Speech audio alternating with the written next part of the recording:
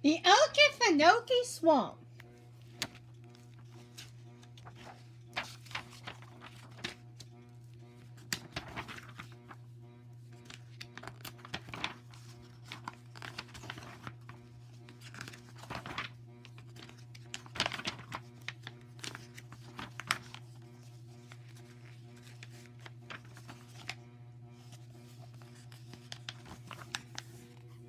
Compared to other United States wildernesses, the Okefenokee Swamp is a small place, covering 681 square miles, mainly southeastern Georgia, with a slight overlap into Florida, blue spot above.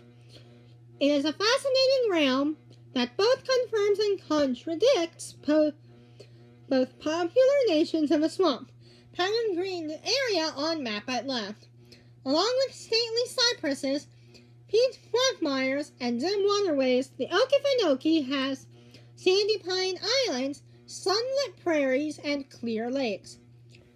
Originally formed in a shallow depression scooped out by the Atlantic Ocean, supplementary map page 22, the swamp drains mostly to the southwest by the way of the Suwannee River into the Gulf of Mexico. The sluggish waters flow via St. Mary's River to the Atlantic. Only 3 roads lead to the swamp, going to Cowhouse Island, Camp Cornelia, and Stephen Foster State Park. But several small foot trails, blue dotted lines, thread the interior about 101 square miles of the swamp, belong to the Okefenokee National Wildlife Refuge, which along the state parks as well as a privately owned area is outlined in red. This is the Okefenokee Swamp.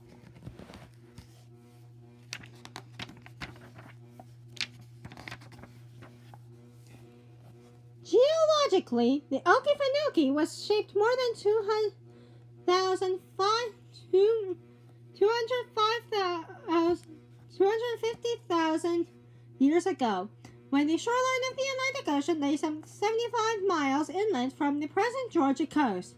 Ocean currents and surf action build up a narrow sandbar about 40 miles long, and a shallow lagoon formed behind it to the west. The bar survived as the crest called the Trail Bridge above. When the ocean receded, the lagoon drained and the sand basin became the bed of the swamp that later developed. See? This is the shoreline, present shoreline. This is the Okefenokee Swamp, and this is the Trail Ridge.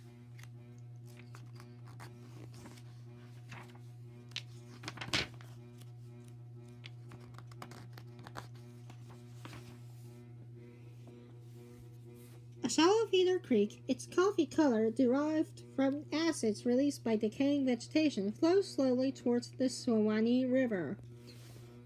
This is the Suwannee River.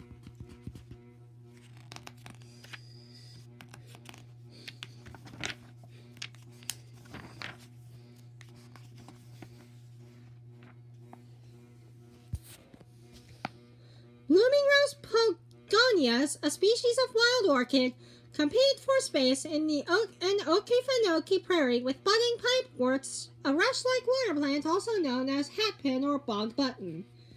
See, those are pretty pink flowers.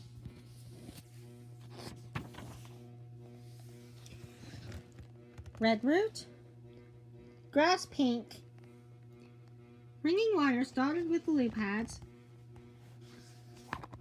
low-growing marsh grasses, and pipeworts provide an unimpeded view across the Tresser Prairie. Peckerel weed, fragrant water lily, pipewort.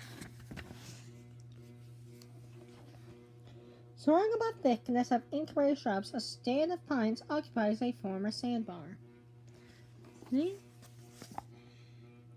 Orange milkwort, Gerardia, meadow beauty, swamp milkweed, dwarf laurel, inkberry, yellow stargrass.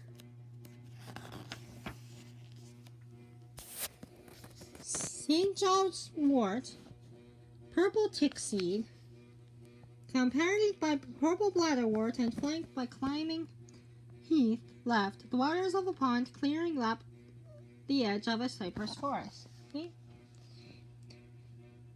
Feeder bush, yellow-eyed grass, yellow milkwort, swamp haw.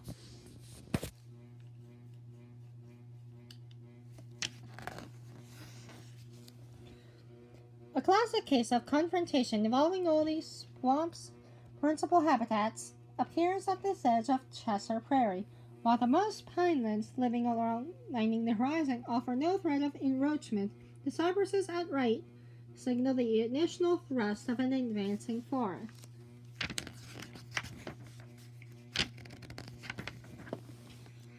A pair of alligators feed and frolic near a riverbank in the drawing by artist-naturalist William Bartram. Made during his southern explorations in the 1770s, although Bartram never went into the Okefenokee itself, he was the first American writer to describe any sort of accuracy, basing